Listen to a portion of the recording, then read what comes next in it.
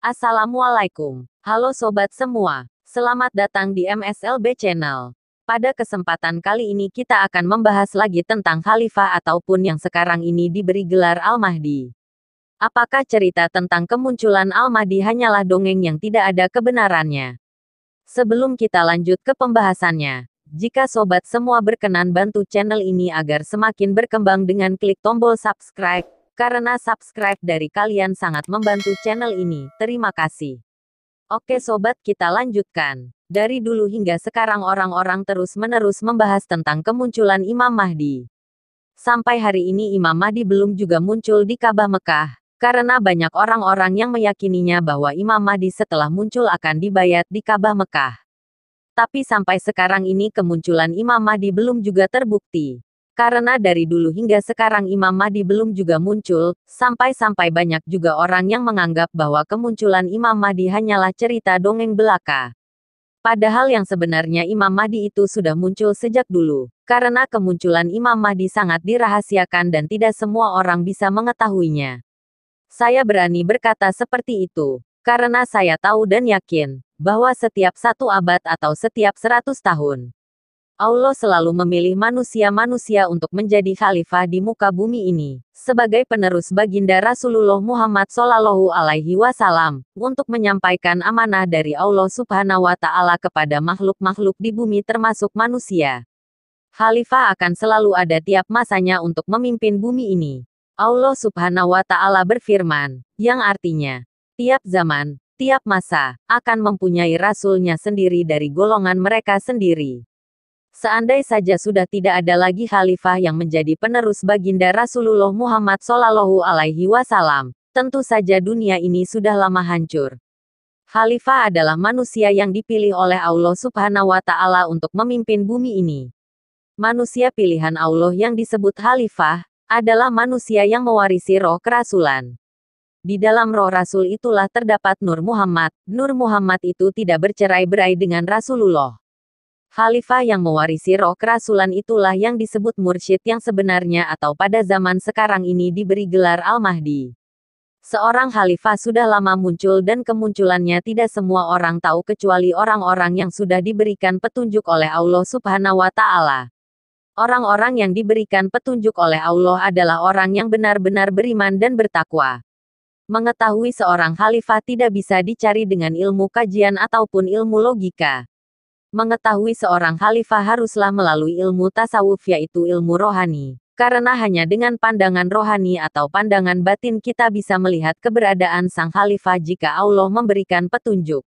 Pertanyaannya, kenapa harus dilihat dengan mata hati atau mata batin? Karena khalifah adalah manusia yang di dalam dirinya terdapat roh kerasulan. Jadi, melihat roh kerasulan tersebut tidak bisa dengan mata zahir ataupun mata kepala ini tetapi harus memakai mata batin. Karena hanya dengan belajar ilmu tasawuf kita bisa mengenal rohani dan rohani kita itu yang akan mengenal roh kerasulan tersebut, yang menjadi kekasih Allah Subhanahu Wa Taala. Jika para ulama-ulama menyebutkan bahwa Imam Mahdi adalah utusan Allah, berarti khalifah itulah yang sebenarnya dimaksudkan sebagai Imam Mahdi. Karena seorang khalifah adalah utusan Allah untuk memimpin bumi ini. Setiap 1 abad akan selalu ada Al-Mahdi yang akan muncul. Karena Imam Mahdi tidak muncul begitu saja di bumi ini, tentu saja kemunculan Imam Mahdi haruslah melalui proses. Sebelum lahir ke dunia dan dari kecil sampai dewasa semuanya sudah diatur oleh Allah Subhanahu Wa Taala. Karena tidak mungkin Imam Mahdi muncul begitu saja di bumi ini.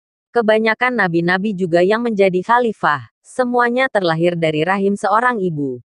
Kemunculan seorang khalifah ataupun yang sekarang ini diberi gelar Al-Mahdi sangat sulit dipercaya dan sulit diyakini oleh banyak orang, karena tidak sesuai dengan pemikiran hasil dari mereka mengkaji.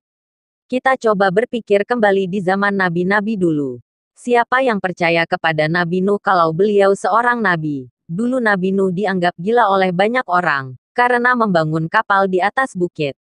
Secara logika manusia, kalau membuat kapal itu di pinggir pantai atau pinggir sungai, kenapa membangun kapal di atas bukit? Jelas saja tidak masuk akal. Siapa yang percaya kepada Nabi Musa kalau beliau adalah seorang nabi? Musa adalah seorang anak pungut. Secara logika manusia tidak mungkin anak pungut bisa menjadi nabi. Siapa yang percaya kepada Nabi Isa kalau beliau adalah nabi? Kalau di zaman kita sekarang tentu saja tidak akan percaya. Secara logika manusia, pasti orang-orang akan mengatakan anak haram. Karena Nabi Isa terlahir tanpa seorang bapak, sudah pasti orang-orang akan mencaci dan menghinanya, dan tidak mungkin dipercayai sebagai nabi. Dulu Nabi Muhammad Shallallahu Alaihi Wasallam tidak dipercayai oleh orang-orang kalau beliau adalah seorang nabi.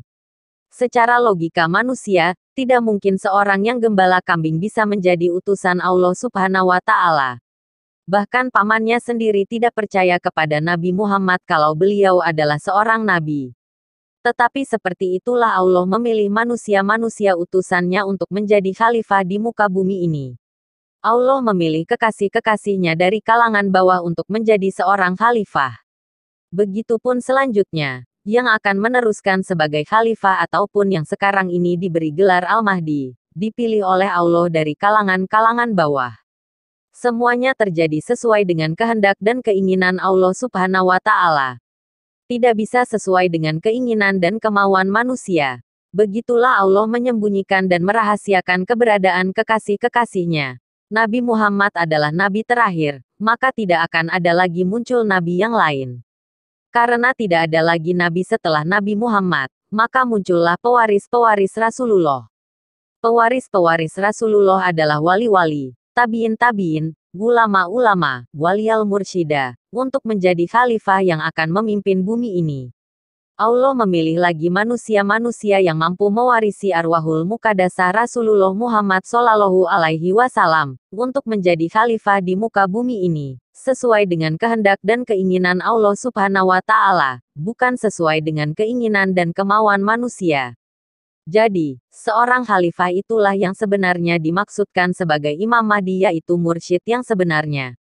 Berarti berita tentang kemunculan Imam Mahdi adalah benar-benar ada dan nyata adanya. Hanya saja banyak orang-orang yang tidak menyadari kemunculannya. Karena khalifah ataupun Imam Mahdi yang sebenarnya muncul dari kalangan bawah, bukanlah seorang kiai ataupun ulama-ulama yang terkenal. Karena Allah memilih khalifah ataupun Imam Mahdi jauh dari kepercayaan banyak orang. Sehingga sulit mengetahui siapa Imam Mahdi dan di mana keberadaan Imam Mahdi saat ini. Seperti di zaman nabi-nabi, Allah memilih kekasih-kekasihnya dari kalangan bawah agar keberadaan kekasihnya menjadi rahasia bagi banyak orang. Karena menemukan mursyid ataupun khalifah ataupun yang sekarang ini diberi gelar Al-Mahdi. Sama halnya kita mengetahui keberadaan Allah, karena khalifah ataupun Imam Mahdi adalah kekasih Allah yang tiada lain daripada sifat Allah sendiri. Saya sering ingatkan kepada sobat semua, percaya atau tidak dengan informasi yang saya sampaikan ini. Terserah kalian saja, yang penting saya sudah berbagi dan membahas informasi ini yang sebenarnya. Mungkin ini saja yang bisa saya sampaikan. Jika ada salah-salah kata saya mohon maaf. Semoga informasi ini bermanfaat. Terima kasih. Wallahu a'lam bishawab. Wassalamualaikum warahmatullahi wabarakatuh. Salam MSLB Channel.